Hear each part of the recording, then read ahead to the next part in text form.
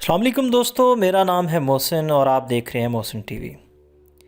چونکہ corona virus دنیا بھر میں پھیل چکا ہے، اگر ہم حال ہی میں دنیا کے کسی ایسے حصے سے واپس آئے ہیں جہاں وائرس تیزی سے پھیل رہا ہے، یا اگر ہم جانے انجانے میں کسی متاثرہ شخص سے رابطے میں آئے ہیں تو قرنطینہ میں رہیں۔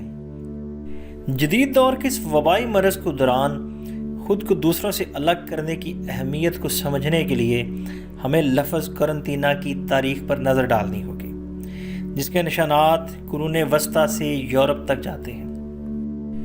14ویں صدی میں یورپ کے ساحلی علاقوں کو بلیک ڈیتھ یعنی طاعون سے بچانے کے لیے متاثرہ بندرگاہوں سے اٹلی کے شہر وینس پہنچنے والے بحری جہاز کو لینڈنگ سے قبل 40 دن تک ساحل پر کھڑا رکھا جاتا تھا۔ اس عمل کو کوارنٹینو کہا جاتا تھا۔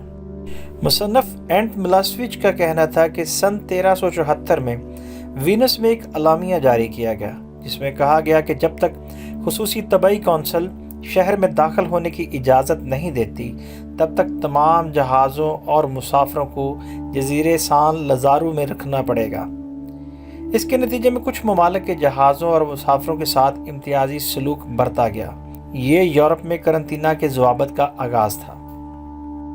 ملاسویچ لکھتے ہیں کہ راگیوسا، موجودہ ڈبریونک، کروشیا میں بحر ایڈریاٹک کے پار شہر کی کونسل نے سن 1377 میں وبائی امراض کے پھیلاؤ کو روکنے کے لیے ایک قانون کی منظوری دی، جس میں متاثرہ علاقوں سے آنے والے تمام بحری جہازوں اور تجارتی قافلوں کو 30 دن کی تنہائی تسلیم کرنے کی بات کہی گئی۔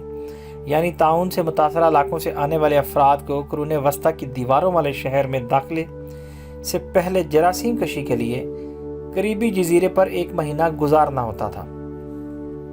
بکیجا کنسوو نے لکھا کہ ڈبریونک زمین یا آبی راستے کے ذریعے متاثرہ علاقوں سے آنے والے لوگوں، جانوروں اور سامان کو صحت مند آبادی سے الگ رکھنے والا بحیرہ روم کی پہلی بندرگاہ تھی، جبکہ وینس نے تمام جہازوں کو روک لیا، جس سے شہر میں تجارت اور زندگی رک گئی۔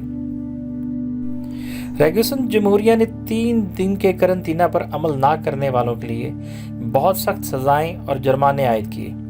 ابتدا میں قرنطینہ 30 دن کا تھا، لیکن آخرکار وینس کی طرح اسے 40 دن کا کر دیا گیا۔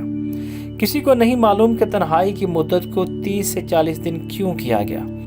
کچھ لوگوں کا کہنا ہے کہ بیماری کو پھیلنے سے روکنے کے لیے 30 دن ناکافی تھے، کیونکہ انکیوبیشن کی صحیح مدت معلوم نہیں تھی۔ دوسرے لوگوں کا خیال ہے کہ 40 دن تک جاری رکھے جانے والے قرنطینہ کا تعلق عیسائی مذہب کی پابندیوں سے تھا۔ بکیجا کنسوو لکھتے ہیں کہ جذام کے مریضوں کو دوسروں سے علیحدہ رکھنے کے تجربے کے بعد ڈبریونک کی انتظامیہ کو قرنطینہ کا خیال ذہن میں آیا۔ اس کو پوری تاریخ میں جذام اور طاعون جیسی بیماریوں کی بھرمار تھی۔ بکیجا کنسوو نے کہا کہ رگاسا کی 1377 تنہائی کی قانون سازی کے بعد قرنطینہ کا اطلاق پہلی مرتبہ ڈبریونک کے جنوبی مشرق میں واقع ایک چھوٹے سے شہر اور اس کے آس پاس کے جزیروں پر کیا گیا۔ 12 فروری 1590 میں ڈبریونک سینٹ نے حکم دیا کہ آخری شفا خانہ اولڈ ٹاؤن کے مشرقی دروازے پلاؤ میں تعمیر کیا جانا چاہیے۔ لازاریٹو کمپلیکس کی تعمیر کا کام 1647 میں ختم ہوا اور 1724 میں سینٹ نے اسے شہر کے قلعے کا نام دیا۔ اس لازاریٹو ڈبریونک جمہوریہ کے خاتمے کے بعد بھی اپنا کام جاری رکھا۔ یہ نہیں معلوم کہ کب اسے طبی مرکز کے طور پر ختم کیا گیا، تاہم ڈبریونک کے سارے قدیمہ کے ریکارڈ کے مطابق اسے سن 1872 کے آس پاس کیا گیا ہوگا۔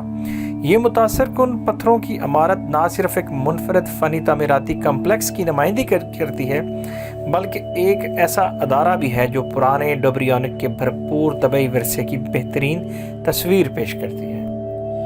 یہ آج کل سیاحوں کی توجہ کا مرکز ہے، جہاں ثقافتی پروگرام، لوک گیتوں اور رقص کا انعقاد کیا جاتا ہے۔ یہ عمارت صدیوں قبل موذی بیماریوں سے نمٹنے کے لیے شہر کی دور اندیشی کی نشانی تھی۔ لازاریٹو، جسے مقامی طور پر لازریٹ یا لازریٹی کہا جاتا ہے، پرانے شہر کی پتھر کی دیواروں سے تقریباً 300 میٹر کے فاصلے پر واقع ہے۔ انہوں نے کہا کہ شہر کی دیواروں کے اندر کسی بھی طرح کی بیماری آسانی سے پھیل سکتی ہے۔ اس وقت شہر کورونا وائرس کے سبب لاک ڈاؤن میں ہے اور سیاحت، جو یہاں کی معیشت کی لائف لائن ہے، پوری طرح بند ہے۔ 19 مارچ سے تمام پانی کے جہاز اور ہوائی جہاز بند ہیں۔ اس میں کروشیا نے وائرس کے پھیلاؤ کو روکنے کے لیے تمام ٹرانزٹ بھی بند کر دیے ہیں۔ تمام سرحدیں بھی بند ہیں اور کروشیا میں ایک شہر سے دوسرے شہر جانے پر بھی پابندی ہے۔ ڈوبریانک کے سابق قرنطینہ قانون کے برعکس آج کے زمانے میں لوگ اپنے گھروں میں ہی قرنطینہ میں جا سکتے ہیں، لیکن ڈوبریانک کے لوگوں کا مسئلہ یہ ہے کہ وہ مشترکہ خاندان کے طور پر رہتے ہیں۔ دوسری بات یہ ہے کہ پچھلے 600 سالوں میں کافی کچھ بدل چکا ہے، لیکن ڈوبریانک نے پچھلی صدیوں میں اس حوالے سے جو کچھ بھی کیا وہ آج کے لوگوں کے لیے یاد دہانی ہے۔ تنہائی اور ضابطوں کی پابندی سب سے اہم ہے۔